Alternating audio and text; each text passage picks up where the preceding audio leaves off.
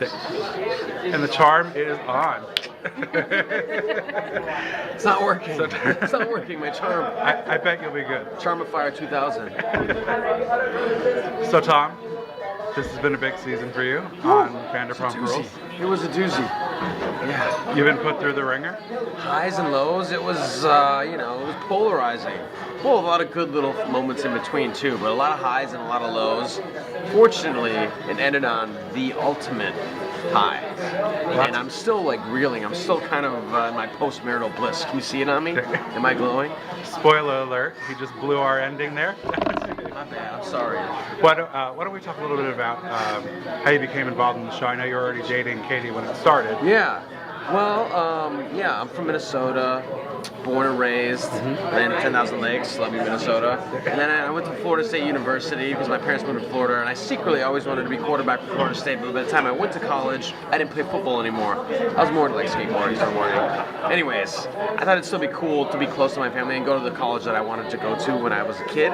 So I went to Florida State University, matriculated there, and I secretly always wanted to be an actor, but I was like 2, and I just, not embarrassed about the trade itself, but I just thought I just didn't have it in me. I guess my mentality was, who am I to think I could be an actor? But it was like burning in me. I couldn't deny it. So I worked for a few years after school, sales and marketing. Wasn't my thing. It was a good gig, great fringe benefits. But I knew, I was like, I have to take a shot at this. I really wanted to, I wanted to model. I didn't want to be a model. I just wanted to do that in, as a transitionary thing. Right. Like a stepping stone. I always thought it'd be fun to do modeling. Like, really, I wanted to do commercials. More than anything, I was excited about doing commercials. So anyways, finally pulled the trigger, threw everything in my Honda Civic. Am I giving you guys too much information here? No, it's perfect. I threw it. I just hit a wall one day. I wrote my resignation letter, threw everything I could fit into my 2003 Honda Civic, and I just hit the open road, hit the 10 West, and then, luckily I was fortunate enough to meet Tom. I met him on Craigslist, and, he sort of plugged me into the world a little bit, at least in terms of getting me work to, pay my bills, to finance my artistic pursuits. And also, he sort of helped me, gave me some ins on the modeling world, and eventually, showed me what I need to do to get a commercial agent, got some pictures and stuff. And it took me a while. I worked so many shitty jobs, so many catering and bar jobs, which I was fortunate enough to get, which pay really great in LA, by the way. They pay you minimum of $15 an hour, sometimes $30 to $40 an hour, which is pretty good. Definitely in the wrong line of work. Eventually, though, I started to book stuff. It took a while, but I started to book stuff. I was commercial print guy. I was never a model. I was never a fashion guy. I actually did a Pepsi print job and a Pepsi commercial. It was non-union, but still, it feels good to book stuff. When you're on your, not 3 years ago, you were on your couch dreaming about being in LA and being an actor. Booking a little cheesy commercial, it's a big deal, and they pay really well too. I don't know if you guys know that. So yeah. Yada yada yada. Jackson ended up moving in with us, and then I met that whole group of people. With the cast of Vanderpump Rules became my group of friends. And then, it's one of these things that just fell into our laps, I guess. Lisa pitched this show about these, crazy, sexy, unique, thank you, individuals, thank you, bailed me out there. And she pitched it to the network, and they loved it, and it sort of just took off from there. We have so much history together. I mean, we've all been to hell and back together. I use that saying loosely. I know, relatively speaking, right, in a melodramatic sense. I know people have been through much worse, but we always were a volatile group, but there was a lot of love there, and I guess she thought it would be a good dynamic for television, and I guess we got really lucky. It's I met this guy on Craigslist, and then I met his friend who used to model with in Miami, and somehow guys, groups of friends joke around about this and talk about this all the time. Oh my God, what if we should have a show? We should have a show. We never actually said that per se, but maybe we thought it'd be funny. We should have a damn reality or show or something. And we ended up on a reality show. Crazy, right? I'm still in shock. That's before Craigslist was creepy, right? Yeah. I know. In retrospect, I'm that's roll of the dice. But people do it it's the norm now. People use online for dating, and that was before I missed all that, the online dating stuff. But I did the Craigslist roommate thing, and it seemed to work out for you. Yeah, he didn't harvest my organs, so that you know of. Yeah. Yeah.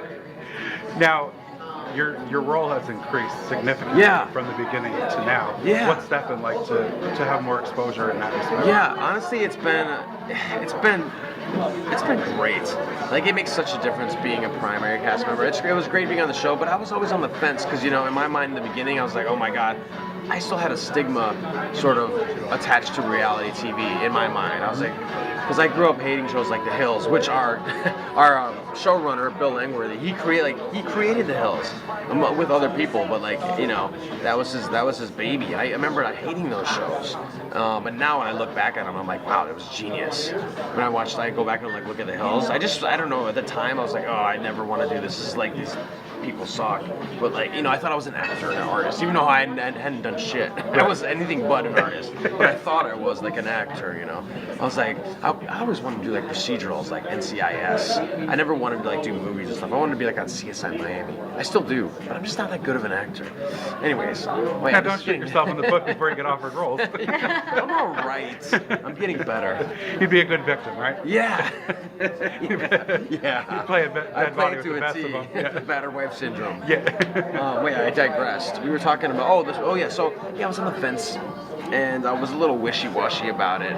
And then I saw that, you know, and I talked to a lot of people about it. I remember I was at the end of this comedy intensive with Leslie Kahn. She's like an acting teacher in LA.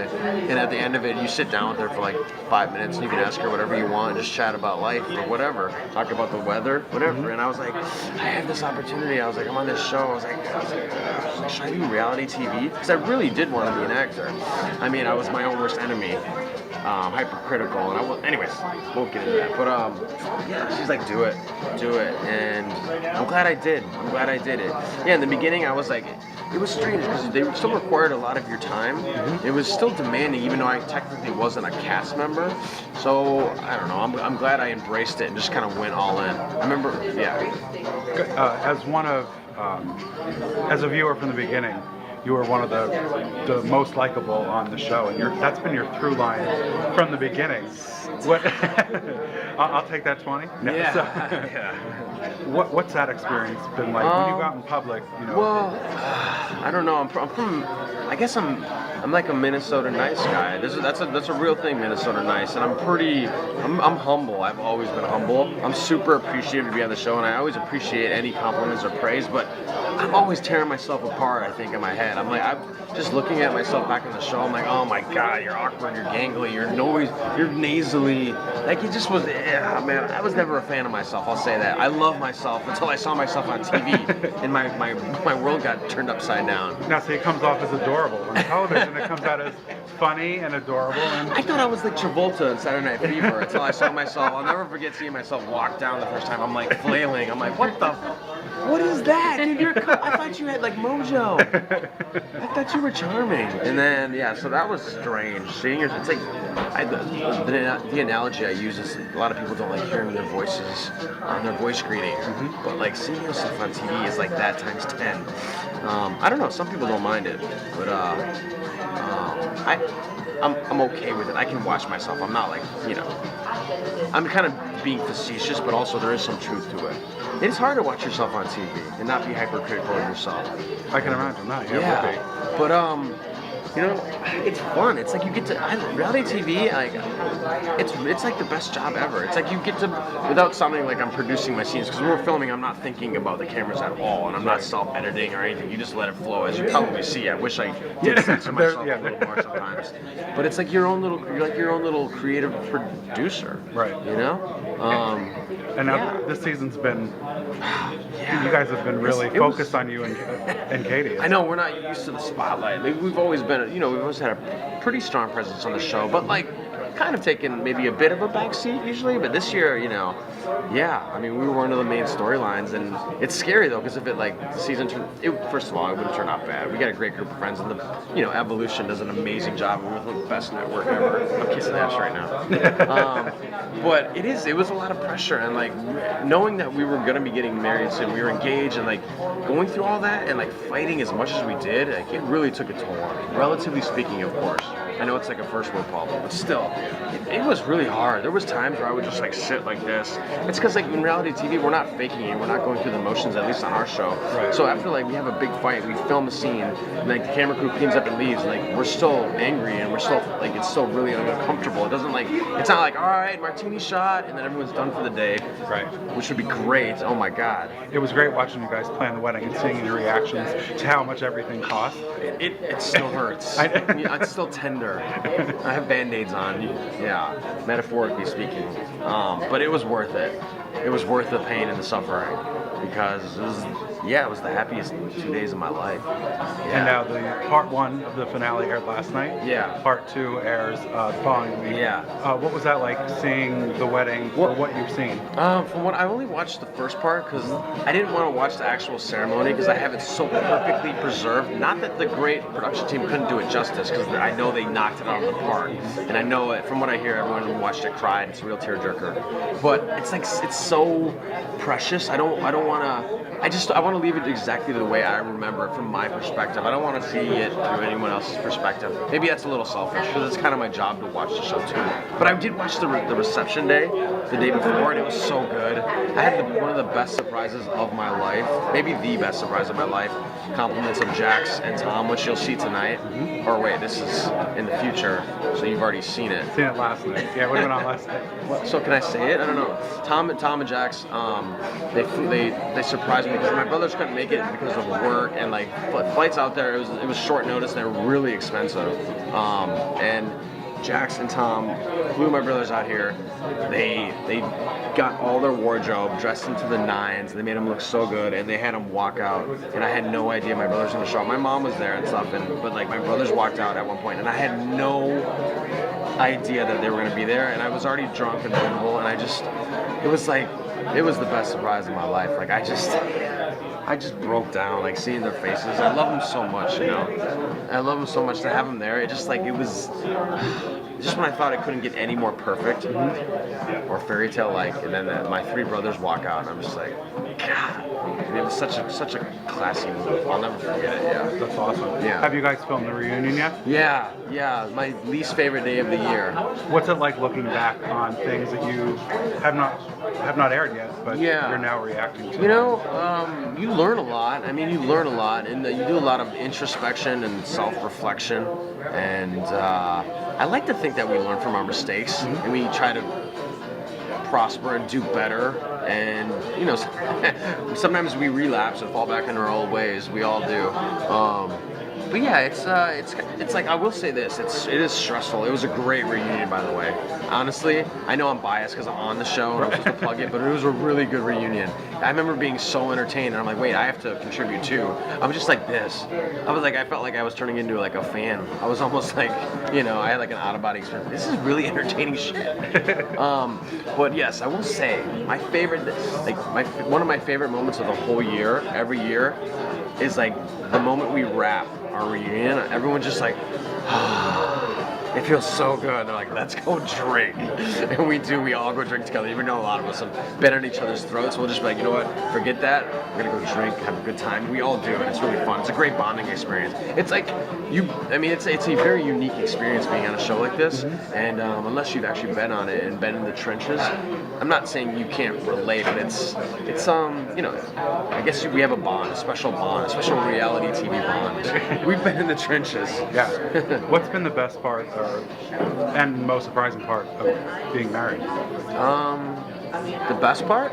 The best part, well, so far has been our honeymoon, which was just like, oh, forget about it. It was the best. We went to Bora Bora, which even if you're not married or engaged, yada yada, just I highly recommend. I mean, you're gonna have to loosen those purse strings because it's really, really, really expensive, but it was worth it. It was the most beautiful place I've ever seen in my life. If you get a chance, go. I don't work for the tourism board. I'm not getting paid to say this. Not yet, anyway. Not yet, but it's like, oh my God, it was so. And just the frame of mind we were in. It was like, what was it like? It was like a country song or something. New shoes, no shirt, problem. I don't even listen to country. That's what it was. It was no shoes, no shirt, no problem. I didn't have a care in the world. My only care was what are we gonna eat and drink next, and that's a good state of mind problem to be to have, in. yeah. Yeah, it is. Did I fully answer your question? Let's see. And then aside from the honeymoon, it's just been easy. It's been really nice. You know, everyone says the first year of marriage is the hardest. It's been the easiest 7 months of our life. I mean, I think we talked about You it earned earlier. it. Yeah, You certainly have earned it. We've been through so much together, and oh man, therapy, so many senseless fights, bickering, we've broken up. I mean, I'm not gonna lie, we almost ended it a few times, and like, you know, I would be lying if I said that we always knew that we were gonna get married. There was a lot of doubt and a lot of moments of duress and stuff, but I'm glad we persevered. We made it, Bubba. That's right. We made it. Tom, thank you so much for taking time. Oh to man, do that. sorry It's for been a pleasure. my rambling. No, it's perfect. All right, Thank you cool. so much. Yeah, thank you. Also, if you're not busy, and I'd really appreciate this, if you could, please watch Vanderpump Rules Monday at 9 o'clock. It gets really good from here on out. I mean, it's always really good, but it gets especially good for the next 2 episodes. And the reunion, you're going to be on the edge of your seat. I promise. Thank you, Tom.